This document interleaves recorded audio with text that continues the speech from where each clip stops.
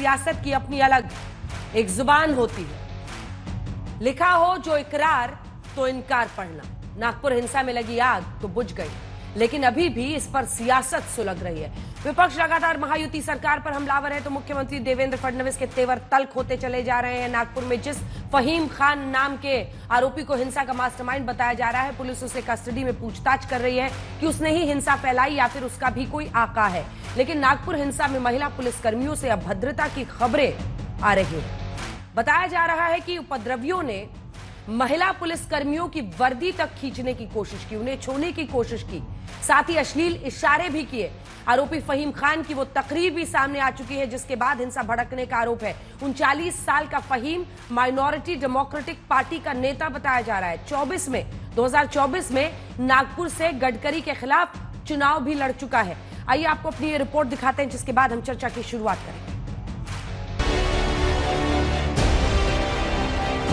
17 मार्च को हुई नागपुर हिंसा के बाद से विपक्ष महाराष्ट्र की महायुति सरकार की घेराबंदी कर रहा है, लेकिन फडणवीस सरकार और महाराष्ट्र पुलिस दोनों एक्शन के मोड में हैं। पुलिस ने नागपुर हिंसा के मास्टरमाइंड फहीम खान को आखिरकार गिरफ्तार कर लिया। देखिए उसने कैसे नागपुर में अफवाह फैलाई थी जिसके बाद नागपुर सुलग उठा था।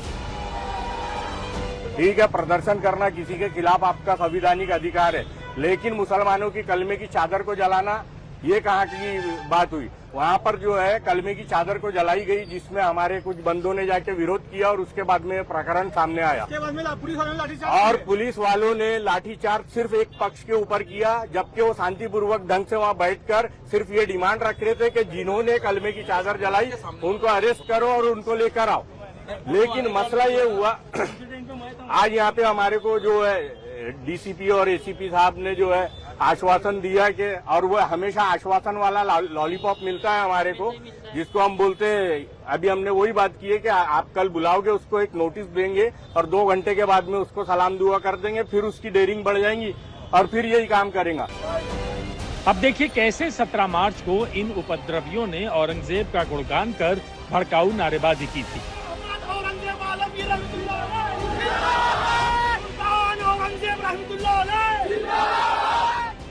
वहीं नागपुर हिंसा में पुलिस अब तक 6 एफआईआर दर्ज कर चुकी है।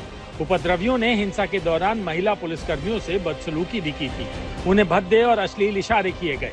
अब 17 मार्च को हिंसा के सबूत सामने आते जा रहे हैं। इसमें जो है 6 एफआईआर रजिस्टर हुई हैं, मतलब उस तरह में जो लिंक्ड हैं उसमें, तो जो 6 जो एफआईआर हुई हैं अभी तक उन सब में कार्रवाई चल रही है। एक तो इन्वेस्टिगेशन हो रही है, इसमें जो लोगों के नाम सामने आए हैं जो इसमें लिंक्ड हैं उनको भी हम लोग ट्रेस कर रहे हैं, क्योंकि इसमें विजुअली प्लस जो सोशल मीडिया के थ्रू या फिर कोई फोटोग्राफ्स में वीडियोस में जो नजर आ रहे हैं, कितने लोग कहाँ थे, उनका क्या एक्टिव पार्ट था, ये सारी चीजें इसके आधार पर हमारी कार्रवाई चल रही है। कल मुख्यमंत्री फडणवीस भी नागपुर हिंसा को प्रायोजित करार दे चुके हैं। त्यामुळे निश्चितपणे याच्यामध्ये काही ना काही एक प्रकारे काही लोकांचा सुनियोजित पॅटर्न हा देखील त्या ठिकाणी दिसतो आहे। अशा लोकांना त्या ठिकाणी त्यांच्यावर कारवाई ही केलीच जाईल। खास बात यह है कि 11 दिन बाद प्रधानमंत्री मोदी का नागपुर दौरा है। पीएम मोदी संघ मुख्यालय के कार्यक्रम में शामिल होंगे। इस बीच संघ ने कहा है कि हिंसा किसी समस्या का समाधान नहीं। साथ ही संघ ने औरंगजेब के मुद्दे को अप्रासंगिक बता दिया, जबकि बजरंग दल और वीएचपी औरंगजेब की कब्र हटाने को लेकर काफी आक्रामक नजर आ रहे हैं। सर, जो नागपुर में हो रहा है और जो हम वायलेंस देख रहे हैं, I want to know how important it is, because it happened a few metres away from the headquarters of the RSS. Is Aurangzeb relevant today? And the Chief Minister of Maharashtra also said that this was a pre-planned attack. See, any type of violence is not good to the health of the society, and I think police are have taken the cognizance of it, and so I think they will go into the details. Is Aurangzeb relevant today? Do you think the tomb should be moved? I think not relevant. संघ के बयान के बाद NDA के सहयोगी दलों में भी औरंगजेब के कब्र के मुद्दे पर बीजेपी से अलग सुर दिखाई देने लगे हैं। औरंगजेब एक आतताई आक्रामक हमलावर था जिसने कई संस्थानों को नुकसान पहुंचाने का कार्य किया। उनके कार्यकाल को अच्छा कार्यकाल नहीं माना जा सकता, लेकिन हमारे भारतीयता में किसी की कब्र को या मुर्दे को छेड़छाड़ की परंपराएं नहीं रही हैं। ऐसा रामायण काल और महाभारत काल में भी वर्णित है। कोई व्यक्ति आता है और इस तरीके का भड़काऊ भाषण करके कहता है कि आप कब्र तोड़ डालो हिंदुओं। अरे हमारे हिंदू क्यों कब्र तोड़ेंगे? तुझमें दम है तो तेरा बच्चा जो एसी में सो रहा है उसके हाथ में कुल्हाड़ी दे और तोड़ने को लगा कब्र, और तुझमें दम है तो बुलडोजर पे बैठ और जा कब्र तोड़ने के लिए। इस तरीके से बयानबाजी करके आम हिंदुओं को आम मुसलमानों के प्रति उकसाया जाता है। वहीं नागपुर हिंसा की आग अभी ठंडी भी नहीं पड़ी थी। मध्य प्रदेश के बुरहानपुर में भी मजहबी तनाव पैदा करने की कोशिश का मामला सामने आया है। बुरहानपुर के कोतवाली थाना क्षेत्र इकबाल चौक पर मंगलवार रात सोशल मीडिया प्लेटफॉर्म इंस्टाग्राम पर चैट के दौरान धार्मिक टिप्पणी करने को लेकर विवाद हो गया। मामला बढ़ा तो केस दर्ज हुआ, लेकिन इसके विरोध में उपद्रवी सड़कों पर उतर आए, जिसके बाद पुलिस को सख्ती कर बाजार बंद कराना पड़ा। पुलिस ने आरोपी युवक को हिरासत में ले लिया है। एक वायरल जो पोस्ट थी जिसमें धार्मिक भावनाओं का आहत होने वाले संबंधी कंटेंट थे, इस बात को लेके थाने में एक एफआईआर हुई है। एफआईआर से पहले काफी बड़ी मात्रा में वर्ग विशेष के काफी लोग आकर एजुटेशन कर रहे थे, उनको समझाई दी है और उसमें एफआईआर की है, डिस्पर्स की। सवाल है कि आखिर नागपुर को किसने सुलगाने की कोशिश की और हिंसा के पीछे जिस फहीम खान का नाम सामने आ रहा है, क्या वो ही असली मास्टरमाइंड है या फिर वो साजिश का एक मोहरा भर है? आज तक ब्यूरो।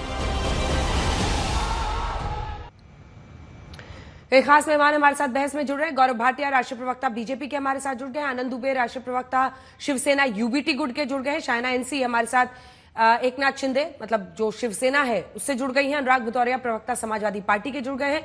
लेकिन आइए अब आपको बताएं, क्योंकि देवेंद्र फडणवीस ने बहुत सख्त रुख अपनाया और उनका कहना है कि जो भी दोषी है उसको कब्र से भी निकालना होगा तो निकाल कर सजा याफ्ता करेंगे। यानी देवेंद्र फडणवीस ने इसी के साथ ये भी जानकारी दी कि अफवाह ये फैलाई गई थी कि आयतें लिखी हुई चादर को जलाया गया था, जो बीते दिन से हम आज तक पर बता रहे हैं कि पुलिस ने भी यही जानकारी दी है कि ऐसा कुछ नहीं हुआ था।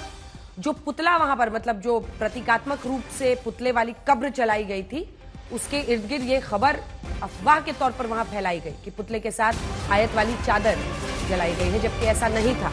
ये पुलिस पहले दिन से बता रही थी, लेकिन बावजूद इसके फहीम खान जैसे लोगों ने इस अफवाह को खुलकर फैलाया, जिसकी वजह से ये हिंसा सीधी होती हुई दिखाई दे रही है।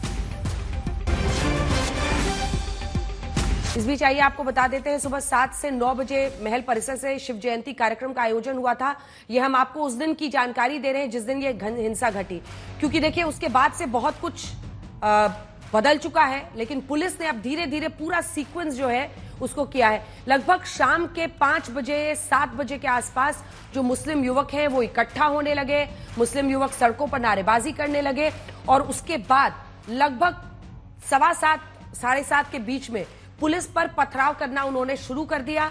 7:30 बजे हिंसा भड़क उठी, कार बाइक जलाई गई, लोगों के घरों पर पथराव हुआ, पुलिस पर पथराव। पुलिस ने पहले लाठीचार्ज किया, बाद में आंसू गैस के गोले दागे। अब सवाल यही है कि 1000 से ज्यादा लोग अचानक वहां पर इतने सारे पत्थरों के साथ, धारदार हथियारों के साथ, कुल्हाड़ी और तलवार के साथ, जो कि पाया गया है हमला करने में, इन सब के साथ वहां कैसे इकट्ठा हुए, और यही पुलिस का कहना है कि ये एक सुनियोजित साजिश लगती है। इस बीच सबसे ज्यादा डराने वाली खबर यह है कि वहां मौजूद महिला पुलिस कर्मियों के साथ जिस तरह का बर्ताव किया गया है उसको लेकर चर्चा बहुत तेज है, क्योंकि ये महिला जो आप दिखा रहे हैं, हमने ब्लैक एंड व्हाइट इसीलिए किया है आपके लिए ताकि आप भी देख लें। जो खून के वहां पर दिख रहा है और जो चोट के निशान है वो हम आपको नहीं दिखा सकते हैं, लेकिन जो आरोप है वो सुनिए। वर्दी खींचने की कोशिश की गई महिला पुलिस कर्मियों की, उनको गलत तरीके से छूने की कोशिश की गई। ये सब कुछ महिला पुलिसकर्मियों के साथ हो रहा था। अश्लील इशारे किए गए महिला पुलिसकर्मियों को, छेड़छाड़ करने तक की कोशिश हुई और ये महिला पुलिसकर्मियों ने ऑन रिकॉर्ड बताया है। इसी के साथ साथ जो चोटें उन्हें आई वो तो आप जानते ही हैं, पूरी लिस्ट है कितनी घायल महिला पुलिसकर्मी है। आइए इन सब पर चर्चा की शुरुआत करते हैं। जैसे ही देवेंद्र फडणवीस ने क्या कुछ कहा है सामने आएगा, हम आपको फौरन सुनाएंगे।